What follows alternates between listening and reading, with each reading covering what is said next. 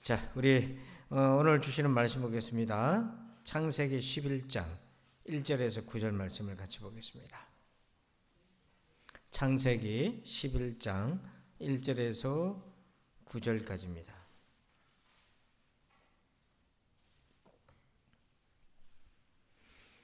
창세기 11장 1절에서 9절입니다. 교독하도록 합니다. 온 땅의 언어가 하나요, 말이 하나였더라.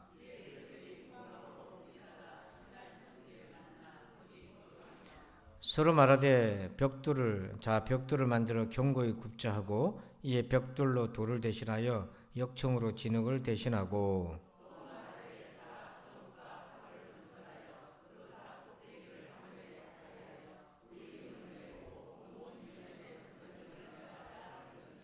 여호와께서 사람들이 건설하는 그 성읍과 탑을 보려고 내려오셨더라.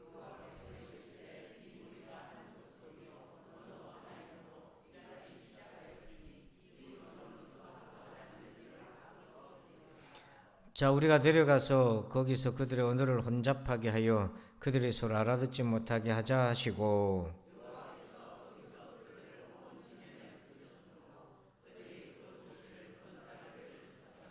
다 같이 그러므로 그 이름을 바벨이라니 이는 여호와께서 거기서 온 땅의 언어를 혼잡하게 하셨음이니라. 여호와께서 거기서 그들을 온 지면에 흩으셨더라. 아멘.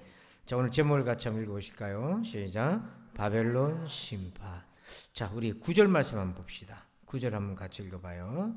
9절입니다. 시작. 그러므로 그 이름을 바벨이라 하니 이는 여호와께서 거기서 온 땅의 언어를 혼잡하게 하셨음이니라. 여호와께서 거기서 그들을 온 지면에 흩으셨더라. 아멘. 자, 9절 끝에 이 바벨탑을 쌓았던 사람들을 온 지면에 어떻게 하셨다고 되어 있어요? 흩으셨더라. 이 단어 굉장히 중요한데 좀 이따가 좀 더 보겠습니다만은 이 흩어버렸다 이거는 심판을 의미합니다. 그래서 느헤미야 1장 8절에 느헤미야가 회개 기도할 때에 이스라엘이 왜 이렇게 포로로 끌려가고 온 사방으로 흩어졌는지 8절에 보니까 옛적에 주께서 주의 종 모세에게 명령하여 이르시되 만일 너희가 범죄하면 내가 너희를 여러 나라 가운데 뭐예요? 흩어버린다. 이게 히브리어로 같은 뜻이에요. 흩어버린다. 이게 하나님의 심판을 얘기한 겁니다. 자, 근데 지금 이 바벨탑이 있는 바벨 시날 지역은요, 지금의 이라크 지역이에요. 하여튼 그런 유물들이 남아 있습니다.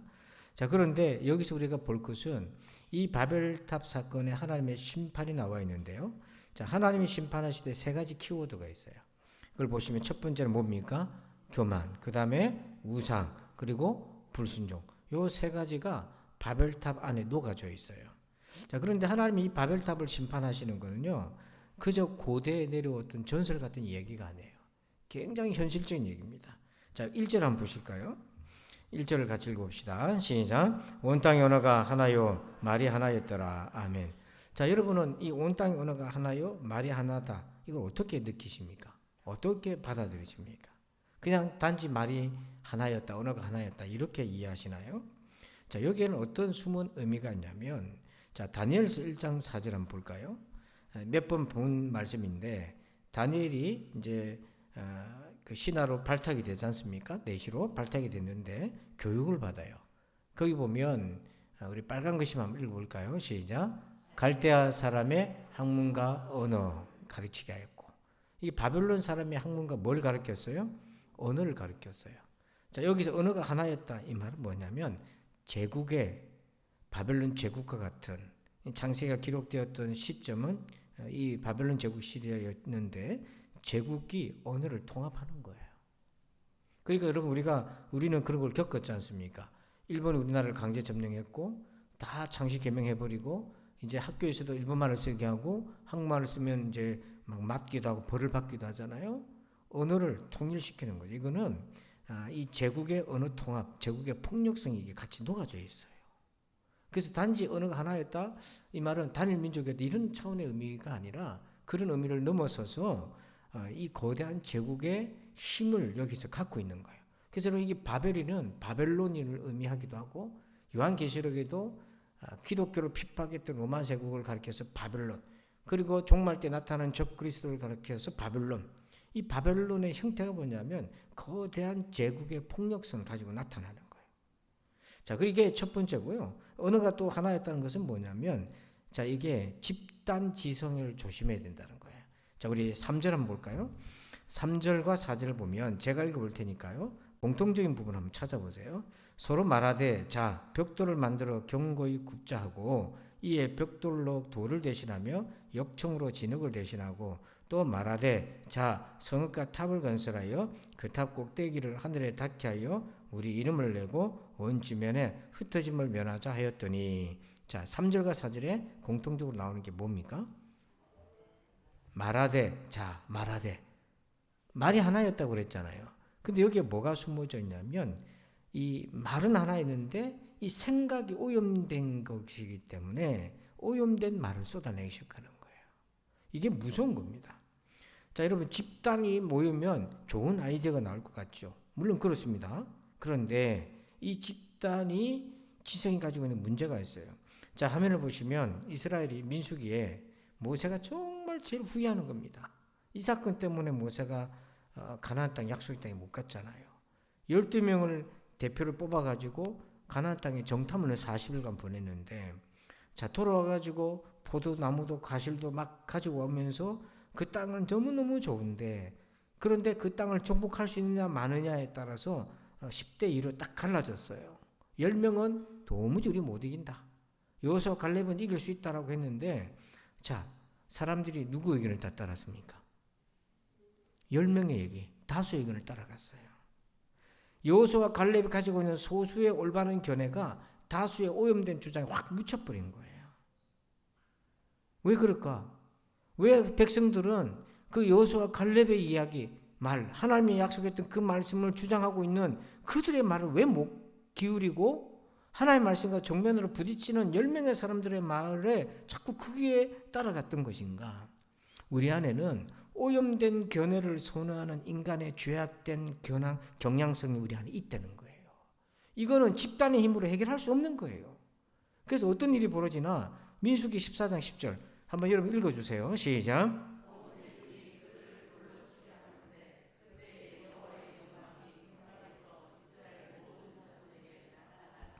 자, 온 회중이 그들은 여호수아 갈렙뿐만 아니라 모세와 아론까지도 돌로 치려고 했어요. 이들이 여호수아 갈렙과 모세와 아론이 우리가 하나님의 말씀대로 갈 수 있다고, 정복할 수 있다고 목소리를 내기 시작하자 집단이 와서 돌로 치려고 확 눌러버리는 거예요. 여러분, 이 집단 지성이 정말 같이 아이들 잘 모으면 좋은데 이게 권력을 가지면 무섭게 돌변합니다. 그래서 출애굽기 23장 2절에 이렇게 얘기하잖아요. 다수를 따라 악을 행하지 말며 송사에 다수를 따라 부당한 증언을 하지 말며. 뭘 조심하라는 겁니까? 다수. 즉 다수가 진리는 아니다는 거예요. 근데 우리 OX 퀴즈 같은 걸 해보면 우르르 하면 다 어디로 갑니까? 주로 많이 모인 데로 가는 거예요. 확신이 없으니까 사람이 기준이 되는 거죠. 물론 많이 갔다 그런 게 아니라 그 중에서도 소수로 있다가 맞은 사람이 있으면 많은 사람들이, 틀린 사람들이 멋쩍죠. 왜냐하면 우리가 확신이 없으면 다수의 무게를 두거든요. 그래서 집단 지성을 절대화, 여러분, 집단 지성을 활용하면 좋은 건데 그걸 절대화하면 안 되는 거예요. 거기에 4가지를 조심해야 돼요. 집단 지성에. 첫째는 뭐냐면 정보가 편향이 돼요. 다양한 정보가 들어올 것 같죠? 아니에요. 편향된 정보가 딱 들어와서 딱 장악해버려요. 삽시간에. 그 다음에 두 번째, 사회적 압력. 지금 백성들이 돌로 치려고 했지 않습니까? 하나님의 말씀을 주장했던 자들을. 엉뚱소리 하지 말라고 압력을 가하게 되고요. 그 다음에 다양성이 실종돼요. 그러니까 집단이 모여서 지성이 발휘하려면 다양한 의견들이 나와서 그걸 종합해가지고 새로운 아이디어를 내고 이렇게 가야 되는데 그렇지 않은 거예요, 실제로. 그리고 이게 이제 중요합니다. 4번을 보세요. 한번 4번 읽어볼까요, 같이? 시작. 어디다 둔다고요? 이게 위험한 거예요. 확실의 근거를 하나님 말씀에 둬야 되는데 집단에다 둬버리는 거예요. 역사적으로 우리가 이런 과오를 많이 겪었습니다. 히틀러가 유대인을 학살하고 소수민족 학살하고 장애인들 학살하고 이렇게 할 때에, 여러분, 우리는 유대인만 죽은 줄 알죠. 소수부족, 장애인들 이런 사람들도 도매급으로 다 죽었어요. 근데 그런 것들은 역사 속에 묻혀 있죠. 근데 독일의 기독교의 중심지였는데 왜 교회들이 침묵했습니까? 다수를 따라간 거예요, 사실은.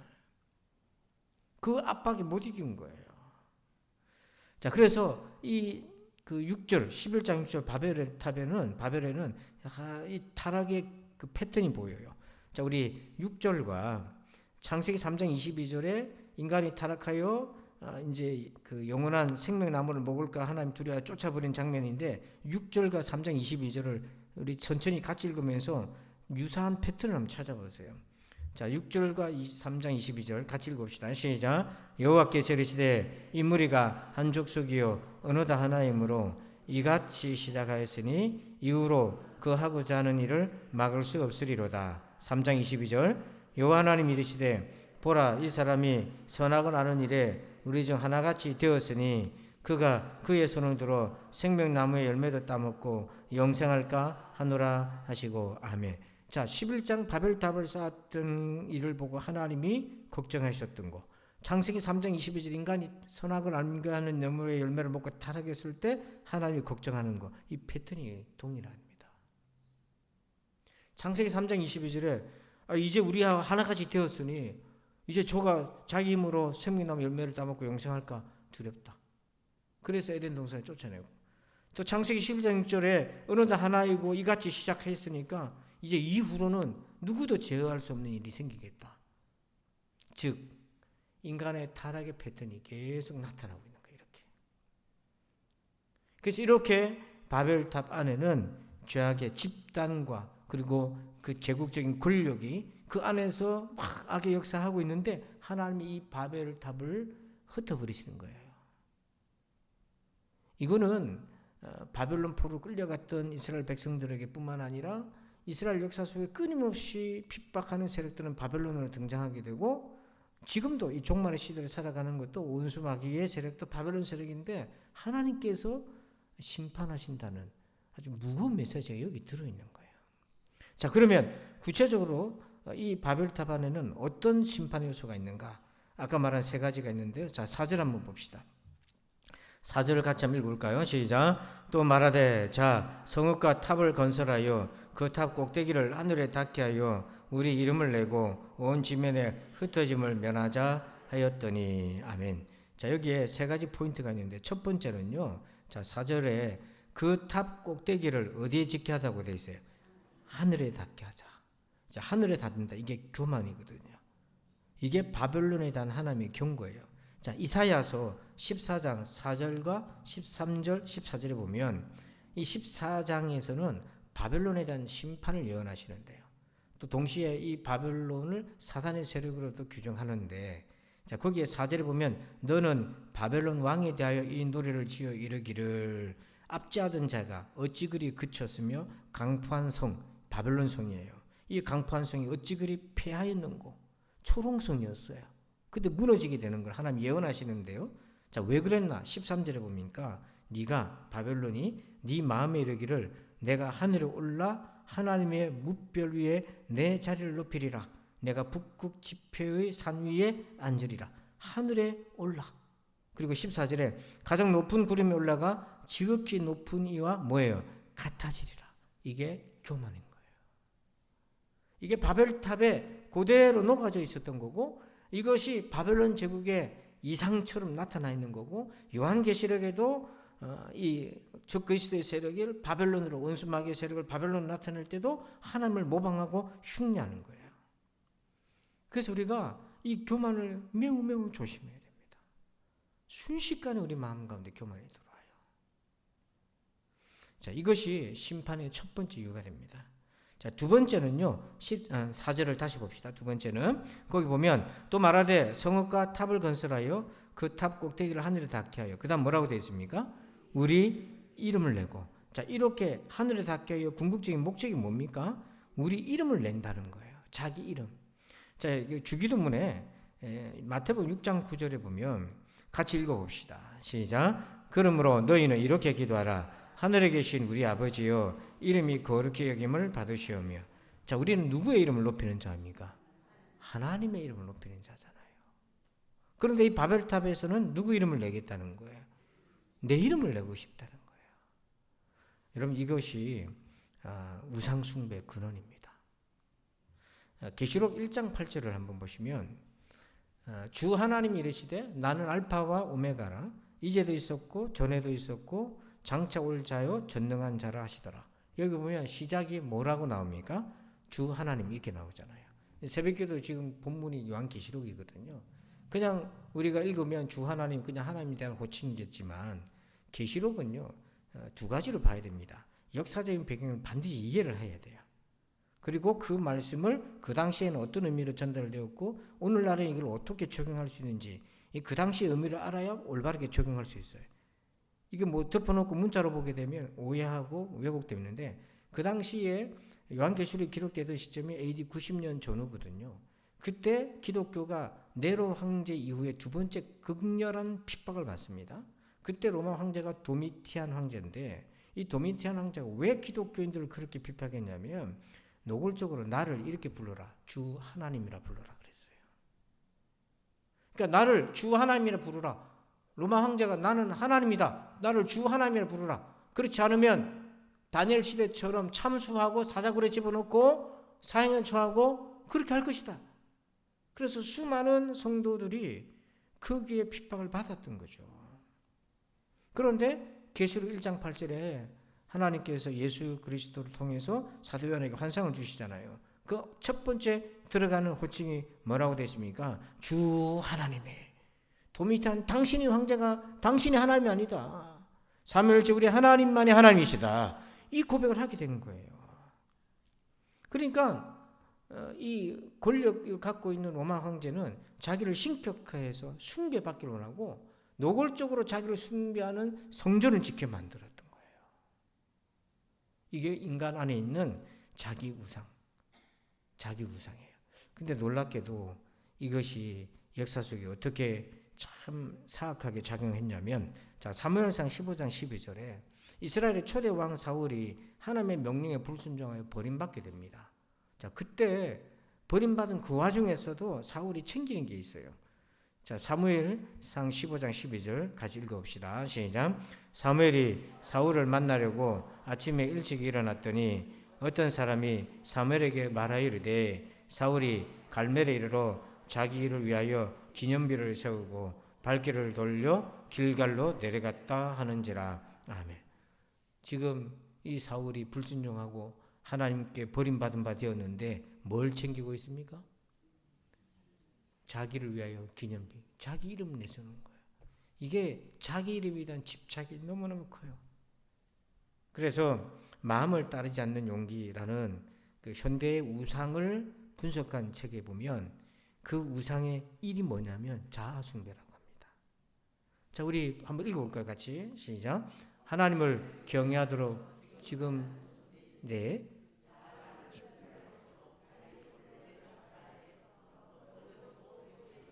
여기 오타가 하나 있어요. 숨은 오타인데 하나님을 경외하도록 지금이 아니라 지음 받은 존재인데 우리는 하나님을 경배하도록 지음 받은 존재인데 자기를 숭배할수록 어디로부터 멀어진다?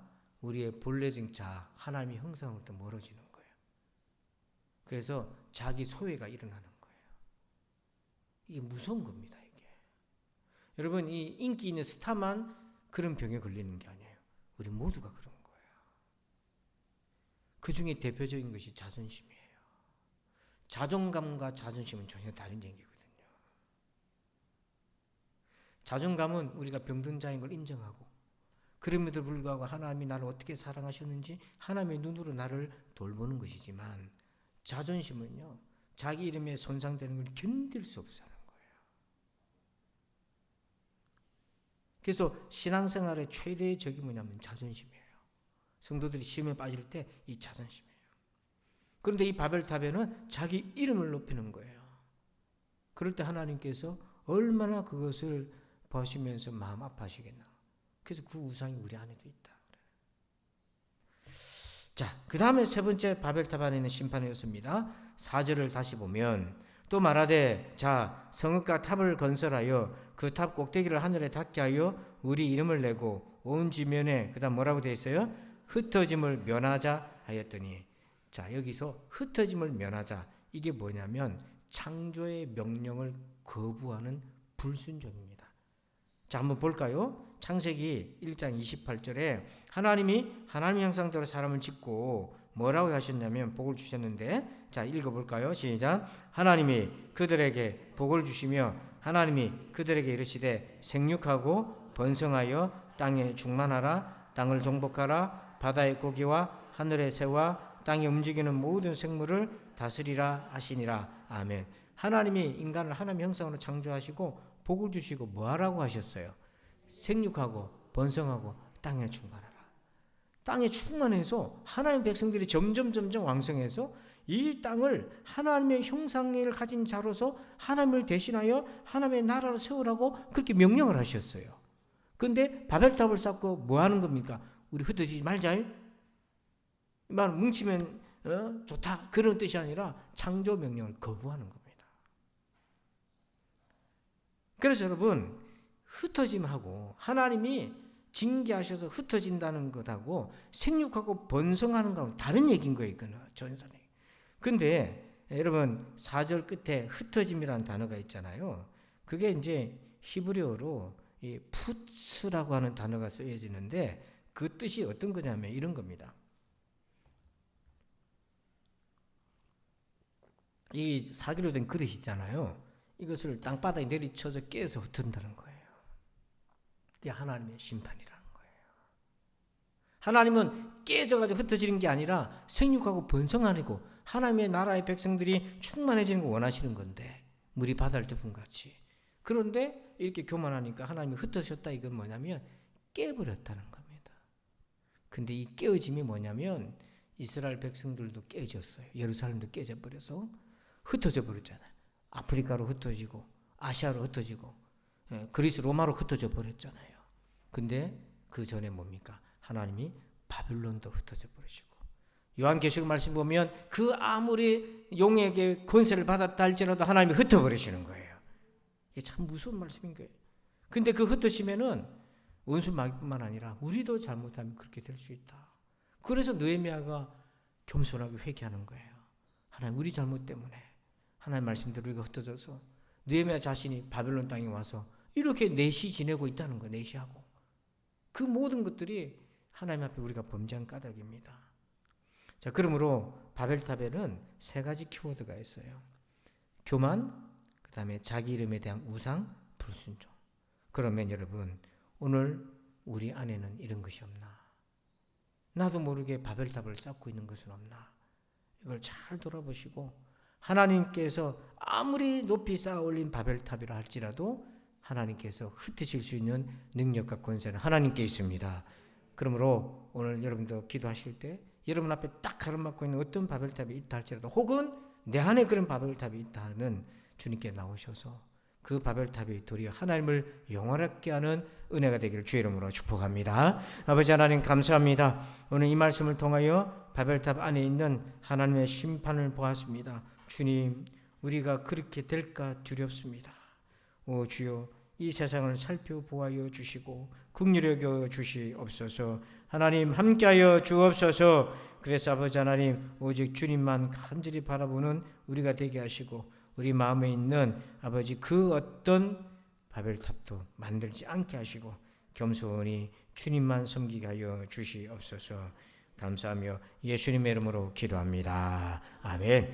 자, 우리 찬송가 270장입니다. 270장 같이 박수하면서 힘차게 찬송하시고 오늘 말씀 가지고 하나님께서 이 세상을 다스림을 믿고, 그리고 우리 안에 있는 바벨탑이 없도록 우리 자신을 잘 돌아보는 그런 시간 되기를 바랍니다. 우리 박수하면서 같이 찬송합시다.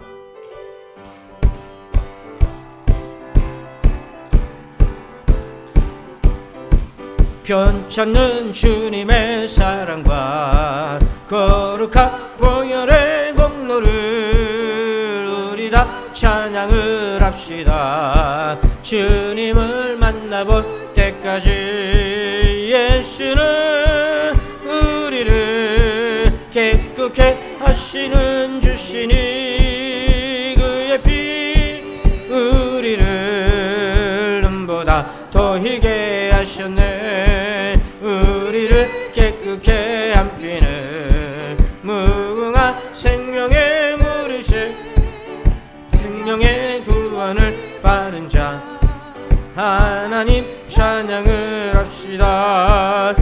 예수는 우리를 깨끗게 하시는 주시니 그의 피 우리를 눈보다 더 희게 하셨네. 주님의 거룩한 보혈을 날마다 입으로 간증해 담대히 싸우며 나가세 천국에 들어갈 때까지. 예수는 우리를 깨끗게 하시는 주시니 그의 피 우리를 눈보다 더 희게 하셨네. 십자가 단단히 붙잡고 날마다 이기며 나가세 머리에 면류관 쓰고서 주 앞에 찬양할 때까지. 예수는 우리를 깨끗게 하시는 주시니 그의 피 우리를 눈보다 더 희게. 예수는 우리를 깨끗게 하시는 주시니 그의 피 우리를 눈보다 더 희게 하셨네. 아멘. 이제 우리 두 손 높이 들고 나라를 위해서 기도하시고 하나님께서 바벨론을 심판하시듯이 이 세상의 모든 악함을 심판하시고 우리 안에 바벨탑을 쌓지 않도록 겸손하게 주님만 바라보게 하여 주시고 주의 이름만 높이게 하여 달라고 우리 주여 한번 외치며 다 같이 합심해서 기도합시다.